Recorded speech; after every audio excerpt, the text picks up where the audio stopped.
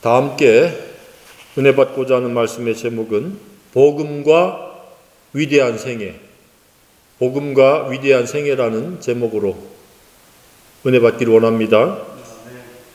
위대함에 대한 시적 표현은 무엇이 적절할 것 같습니까?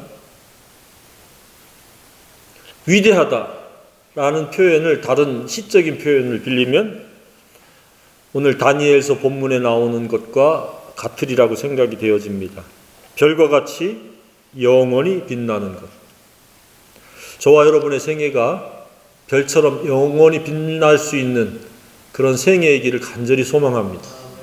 어차피 단 한 번입니다. 연습도 없습니다. 그렇지만 우리는 진리를 따라서 시행착오 없이 우리에게 주신 시간과 물질과 재능이 가장 위대한 데 사용되어지기를 소망합니다. 지금까지 살아온 생애는 어떻습니까? 얼마나 위대한 점이 있습니까? 그 근거는 충분히 있습니까? 없다면 남은 생애는 이제 영원히 빛날 만한 것들로 채워지고 이루어질 수 있기를 축복합니다.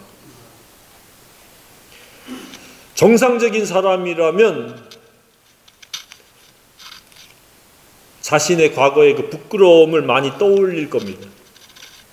위대함은 찾아볼 수 없다라고 하는 것은 겸손의 생각을 갖게 될 수도 있습니다.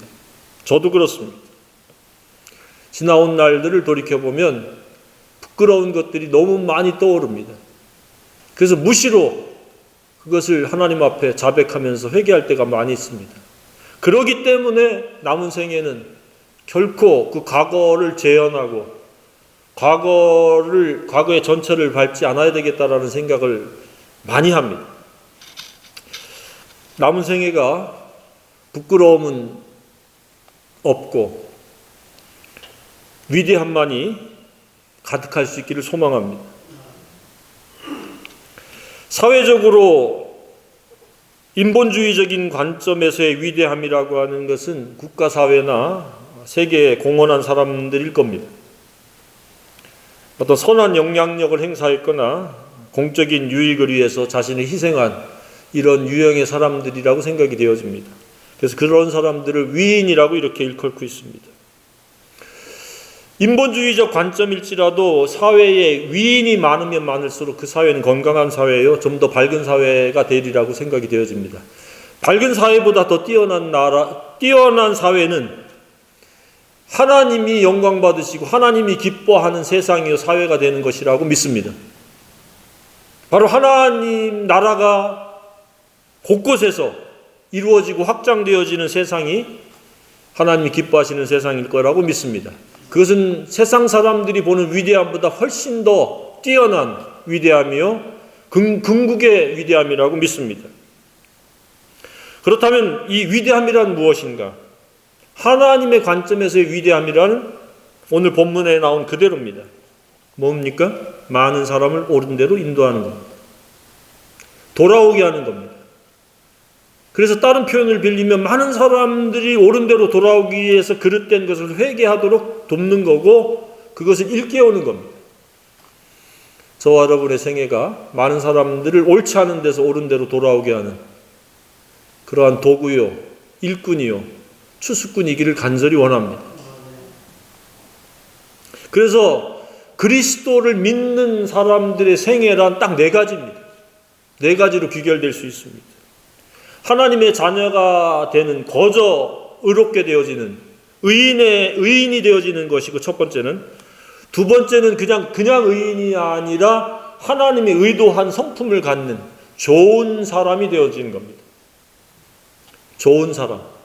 세상 사람들은 좋은 사람이란 자기에게 유익을 주고 자기에게 호의적이고 자기에게 친절하고 자기를 위하는 사람을 좋은 사람이라고 정리를 하고 있는데 성경에서 좋은 사람이라고 하는 것은 내면 세계가 예수의 마음을 닮은 사람을 좋은 사람이라고 일컬고 있습니다. 예수와 같은 성정이요 예수와 같은 성품을 가진 사람을 좋은 사람이라고 말하고 있고 이것을 조금 더 어려운 단어를 빌리면 거룩한 사람이라고 이렇게 이야기를 합니다. 그래서 우리는 의로워야 됩니다. 두 번째, 우리는 거룩해야 됩니다. 세 번째는 우리가 아름다워야 됩니다. 아름다움의 또 다른 표현은 성경적으로 경건한 사람이라고 이렇게 말하고 있습니다. 그러니까 경건과 거룩은 굉장히 어려운 단어가 아닙니다. 예수의 마음을 품은 사람이 거룩한 사람이요, 예수처럼 살아가는 게 경건한 사람이요, 아름다운 사람입니다. 저와 여러분의 생애는 의로울 뿐만 아니라 좋은 사람으로서 아름다운 생애이기를 간절히 소망합니다. 그래서 우리가 기도하는 겁니다. 내 스스로는 독자적으로 그렇게 살 수 없기 때문에 하나님께 기도하는 겁니다. 하나님, 저는 철저하게, 처절하게 나쁜 과거의 사람으로 살려고 하는 경향이 너무 강합니다. 아주 습관되어 있고 길들여져 있습니다. 오늘도 이 자신을 완전히 십자가에 못 박은 채로 출발할 수 있게 도와주세요. 그렇게 기도를 시작해야 됩니다. 왜냐, 내 스스로는 교활하기 짝이 없고 악하기 짝이 없고 더럽기 짝이 없습니다. 만물보다 심히 거짓되고 부패한 존재입니다. 속에서 그 사람이 마음에서 나오는 것은 악한 생각들입니다. 무려 10가지의 악한 것들이 그냥 운집되어 있습니다. 그것이 어떤 모양으로 어떤 방법으로 튀어나올지 모릅니다. 그렇기 때문에 우리의 이 악함을 십자가에 못 박아야 됩니다. 그랬을 때 우리는 진리가 내 속에서 작동하기 시작하고 예수의 마음을 갖게 되고, 그래서 그러한 온화하고도 온유하면서 모든 사람과 평화할 수 있는 그런 인격을 갖게 됩니다. 그리고 그 인격이 실행되어질 때 그것이 아름다움입니다. 내 악한 생각이 실행되어질 때 그것이 불법입니다. 그것은 모두를 불행하게 하는 그런 삶이 될 수밖에 없습니다. 잘해야 본전도 되지 않습니다. 우리는 우리의 생애가 의인이요, 좋은 품격의 사람이요, 아름다운 품행의 사람이기를 소망합니다. 이것을 가지고 다른 사람들과 공유하고 나누는 게 옳은 대로 인도하는 겁니다. 너도 내가 느끼는 이 의인이 되어지는 것, 값없이 의인이 되는 것, 좋은 사람이 되어서 아름답게 살아감으로 행복을 누리는 것, 생명을 얻고 더 풍성히 얻는 이 놀라운 길을 너도 나처럼 갔으면 좋겠다라고 해서 가까이서부터 먼 사람까지 복음을 전하는 겁니다. 이것이 기쁜 소식입니다. 의인이 되는 것, 좋은 사람이 되는 것, 아름다운 생애를 살아가는 것이 복음입니다. 이 복음을 전하는 것이 그리스도인의 절정이요, 끝판입니다. 그래서 돈을 벌고, 그래서 경제활동을 하고, 그래서 공부를 하고, 그래서 결혼을 하고, 그래서 인간관계를 갖는 겁니다. 그래서 수고하는 것이고, 그래서 노력하는 겁니다. 그래서 기도하는 겁니다. 복음을 빼버린 수고와 노력과 모든 행위들은 허무요, 허탄이요, 허망입니다. 아무도 그런 사람이 없기를 주님의 이름으로 축복합니다. 그런데 사람들은 모르는 채로 끊임없이 그 헛된 것, 허무한 것, 허탄한 것, 허망한 것을 쫓고 있습니다. 영원히 죽을 때까지 그 상태를 계속 반복하고 답습할 수도 있습니다. 속히 그런 사람들의 의인의 길로, 좋은 사람의 길로, 아름다운 생애로, 그리고 위대한 생애로 절정을 이루고 유종의 미를 거둬야 된다고 생각이 되어집니다. 저는 이러한 소원을 계속 끊임없이 품고 있습니다. 잊을래야 잊을 수 없도록 매일매일 기도하는 제목이 그겁니다. 이것을 조금 더 생산적이고 효과적으로 이루어졌으면 좋겠다라고 수년 전부터 계속 주님께 기도하고 있는데, 주님은 지금도 그것을 이루기 위해서 누군가를 변화시키고 누군가를 역사하시고 누군가를 일깨우시고 계속 일하고 계신다고 저는 믿습니다. 때가 되면 이것을 하나 둘 풀어나가서 나의 이 위대함에 이루고자 하는 이 소원을 이루어 가시고 경험하게 하시고 그것이 실제가 되게 하실 것이라고 믿습니다. 이 일에 다 같이 우리가 뜻을 모으고 마음을 모으고 중보기도로 하나가 되어진다면 그 시너지 효과는 훨씬 더 크다고 믿습니다. 우리는 매우 연약합니다. 앞서 기도했듯이 말구유에 해당되어지는 밑바닥입니다.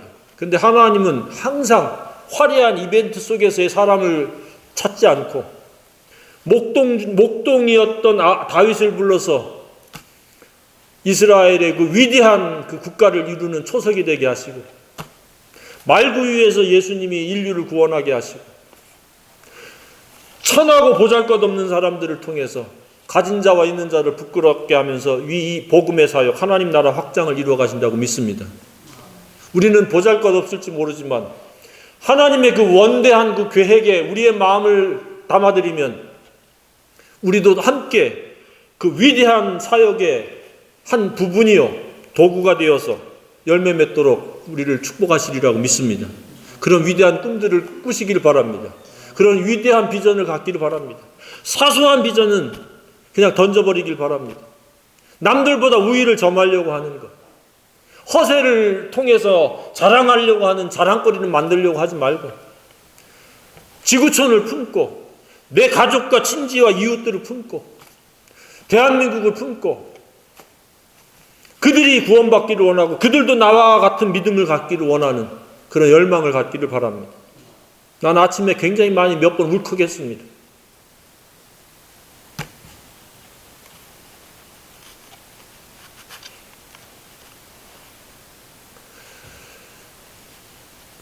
꽃다운 청년들이 죽었습니다. 내가 복음을 제대로 전하지 않아서 그렇다.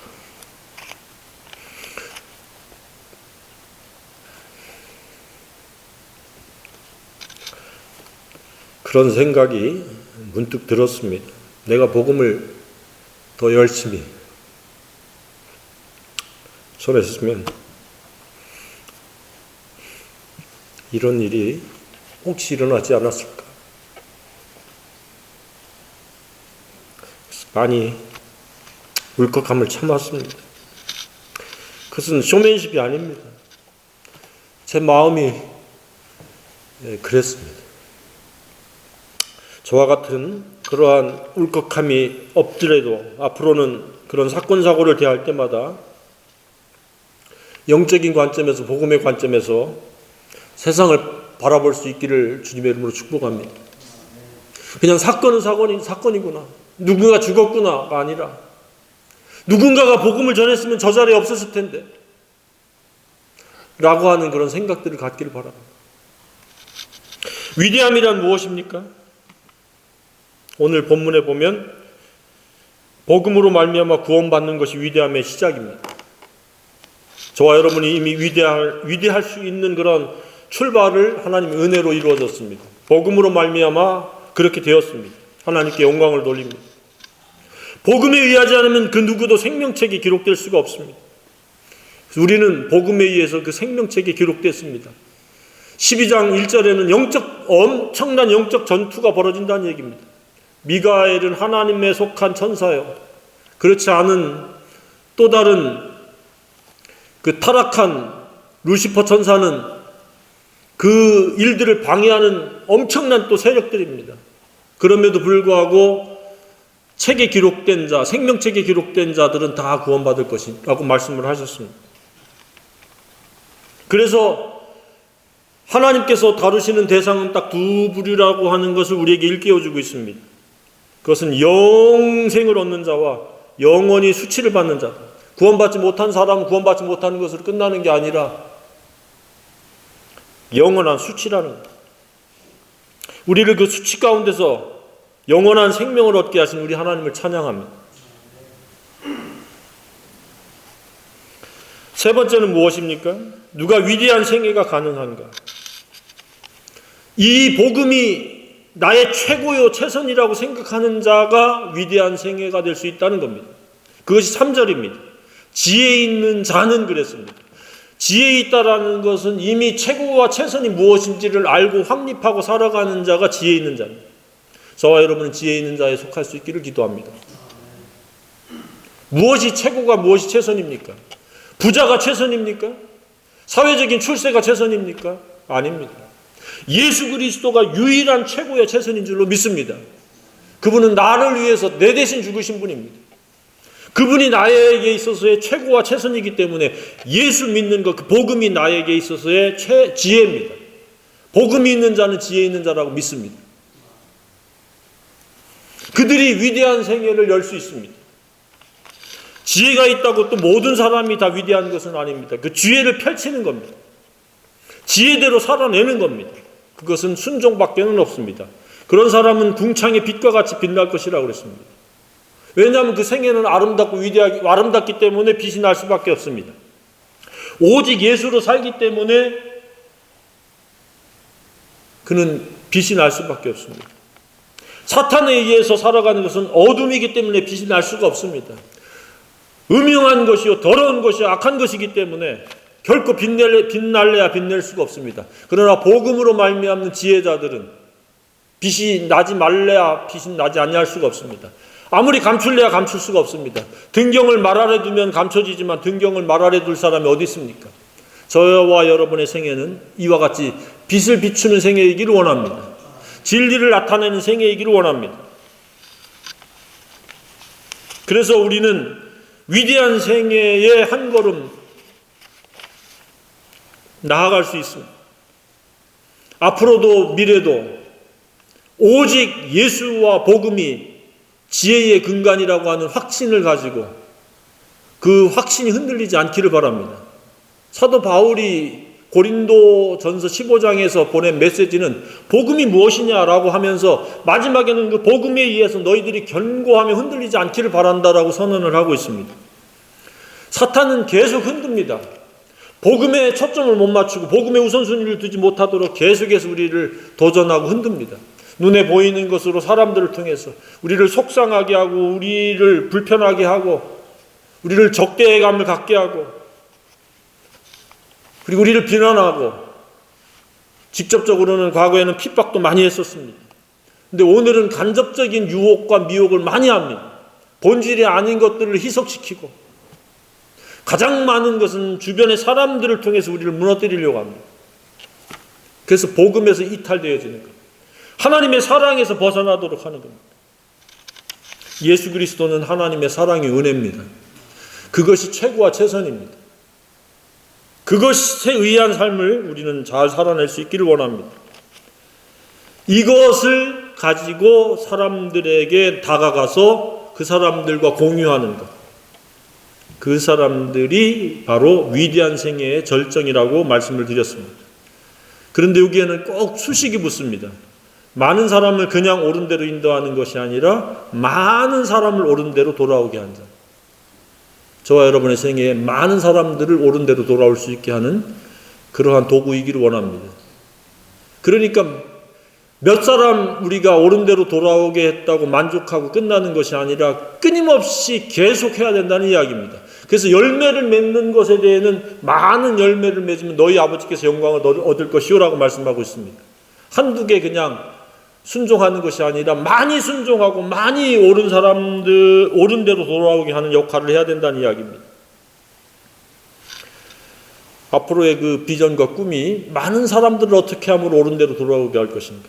내가 믿고 있는 이 예수, 최고와 최선인 이 예수를 어떻게 그들과 공유할 것인지를 고민하면서 중보기도 하면서 앞으로 나아갈 수 있기를 바랍니다. 다섯 번째는 무엇입니까? 가장 우리에게 필요한 부분인지도 모릅니다. 이렇게 위대한 생애는 많은 사람을 옳은 대로 인도하는 것이고 그 주체는 지혜인데 복음인데 진리인데 사랑인데 무엇이 이 위대함을 방해하는 것인가? 4절에 나와 있습니다. 무엇입니까? 많은 사람들이 빨리 왕래하며 지식이 더하리라. 그러니까 지혜와 지식은 다릅니다. 지식은 정보에 해당되는 거죠. 지혜는 최고와 최선이고 지식은 살아가는 데 필요한 유용한 정보들로 이루어진 겁니다. 때로는 학문일 수도 있습니다. 그런 것들이 팽창되어지고 팽배되어지다 보니까 지혜는 멀어져 가고 옳은 대로 돌아오게 하는 데 있어서의 시간과 우선순위를 두지 않는다는 얘기입니다. 처음에는 뭐 때문에? 정신없이 바쁜 것 때문에 그렇다는 겁니다. 빨리 왕래하며 그랬습니다. 많은 사람들이 빨리 왕래해요. 예전에 비하면 지금은 속도를 가름할 수 없을 만큼 빨라졌습니다. 자동차도 그렇죠. 기차도 그렇죠. 그런데 그들이 지혜 때문에 그렇게 이동을 하고 움직이느냐? 지식에 의해 가지고 무언가 경제적인 실익을 위해서 그렇게 움직이는 것 아닙니까? 물론 경제 활동을 하다 보면 빨리 움직여야 되고 활동을 해야 됩니다. 그것 자체를 지금 제한하자는 말씀이 아닙니다. 그런 것들이 전부가 되어지고 그런 것들 때문에 가장 본질적인 가치인 지혜 있는 삶을 살아내는 것과 많은 사람을 옳은 대로 인도하는 것이 제한되어지거나 거부되거나 소외된다는 이야기입니다. 경원되어진다는 이야기입니다. 정신없이 바쁜 것 때문에, 지식 때문에 지혜가 뒤로 밀리고 우선순위에서 그것이 경원되어지는 일이 없어야 될 거라는 말씀을 하고 있습니다. 위대한 생애를 살고 싶습니까? 왜 바쁜지에 대해서 점검하시길 바랍니다.